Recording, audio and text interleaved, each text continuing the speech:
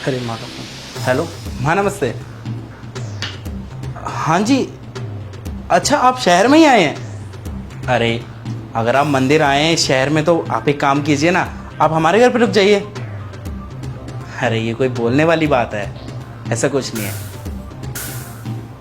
अच्छा अच्छा, आप नीचे ही आ गई हैं तो ठीक है ना, आ जाइए, ऊपर आ जाइए। अरे इसमें परेशानी वाली क्या बात है, ये आप ही का तो घर है। ओके। कौन आ रहा है घर पे? क्या हुआ? किससे फोन पे बात कर रहे थे तुम? अरे वो माँ आ रही हैं। वो क्या है ना, इस शहर में मंदिर में आई थी वो, तो कुछ दिनों के लिए हमारे घर पे रह लेंगी। और वैसे भी यहाँ पर उनका है ही कौन। देखो धर्मेंद्र, मेरे घर पे कोई नहीं आना चाहिए, और ना ही मुझसे किसी की सेवा होती, और ना ही मैं किसी का काम कर सकती। पूरे दिन तो घर का काम करती रहती हूँ, नौकरानी की तरह लगी रहती हूँ। कभी ये कभी वो, कभी खाना बनाना, कभी झाड़ू पोछा करना। कभी सोचा मेरे बारे में? मैं तुम्हें धर्मेंद्र आखिरी बार बता रही हूँ, मेरे घर पे कोई नहीं आना चाहिए। अरे यार, माँ के शहर में कोई नहीं तो वो कहाँ रुकेंगी? हाँ तो उनको बोलो ना, धर्मशाला है, बाहर रुकेंगी जाके। अरे यार ऐसे नहीं कह सकते, अब वो नीचे आ गई हैं यार, अब क्या कर सकता हूँ, अब तो वो आ ही रही है ना। तो उनके मुंह पे दरवाजा बंद कर दो और उनसे बोलो जाए। समझ गए तुम?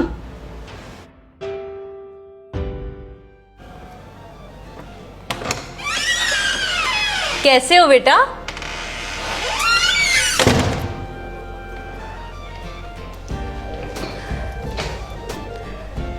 ये इसने ऐसे क्यों किया?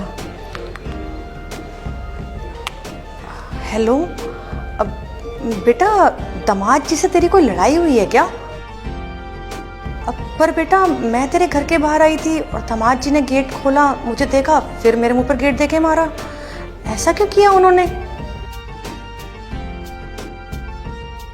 हाँ बेटा ऐसे ही किया, तभी तो मैंने तुझे फोन किया। ठीक है बेटा, मैं यहीं हूँ। अरे माँ, आप कैसी है मेरी बेटी? मैं बिल्कुल ठीक हूँ। आइए अंदर आइए।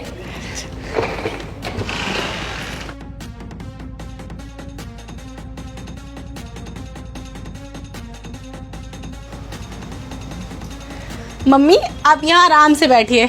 बेटा बैठ तो मैं गई, पर ये बता दामाद जी को क्या हो गया था? अचानक से मेरे मुंह पर गेट देके मारा और बिहेव भी थोड़ा अलग सा था उनका। कुछ परेशानी में है क्या वो? अरे नहीं नहीं मम्मी, ऐसी तो कोई खास परेशानी नहीं है। शायद उनका बिजनेस को लेके टेंशन में हो अपने। आप चिंता मत कीजिए। अब बेटा वैसे तुझे दामाद जी ने बताया नहीं कि मैं आने वाली हूँ? मैंने तो उन्हें फोन करके बताया था कि मैं यहाँ आने वाली हूँ। अच्छा, बताया होगा शायद। कोई बात नहीं, आप चिंता मत कीजिए, आप यहाँ बैठिए, मैं आपके लिए खाने का कुछ लाती हूँ। ठीक है बेटा।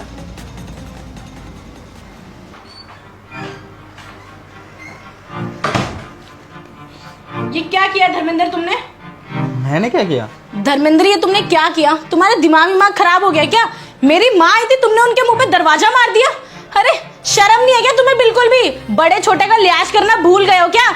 ज्योति मैंने कुछ गलत नहीं किया है, जो तुमने बोला मैंने वही किया। तुमने क्या बोला था?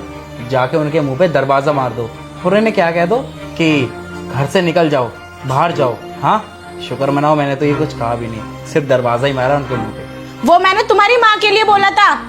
वाह, अगर मेरी माँ आए घर पे तो उनके मुंह पे दरवाजा मारूं, और यहीं पर अगर तुम्हारी माँ घर पे आए तो उनके मुंह पे दरवाजा ना मारकर उनका वेलकम करूं? हाँ एक बात बताओ ज्योति, क्या यही सिखाया है तुम्हारे परिवार ने? हाँ, जब मैं तुम्हारे परिवार में फर्क नहीं मानता, तुम्हारे परिवार को अपना परिवार समझता हूँ, तो तुम क्यों मेरे परिवार वालों को अलग समझती हो? जब मैं तुम्हारे परिवार को अपना परिवार मानता हूँ, तुम्हारी बहन को मैं अपनी बहन मानता हूँ, तुम्हारी माँ को मैं अपनी माँ मानता हूँ, तो फिर क्यों तुम अपनी फैमिली और मेरी फैमिली में भेदभाव करती हो? ये गलत है ज्योति। अगर मैं चाहता ना तो मैं भी तुम्हारी तरह हो जाता और तुम्हारी माँ को इस घर से निकाल देता, पर मेरे संस्कार ऐसे नहीं हैं, इसलिए मैंने तुम्हारी माँ को अपनी माँ समझकर इस घर में रखा। पर तुम यहाँ पर गलत हो, तुम्हें अपनी गलती का एहसास होना चाहिए। सॉरी धर्मेंद्र, मुझे माफ़ कर दो, मुझसे बहुत बड़ी गलती हो गई। मैं अपने परिवार को अपना समझती थी और तुम्हारे परिवार को पराया।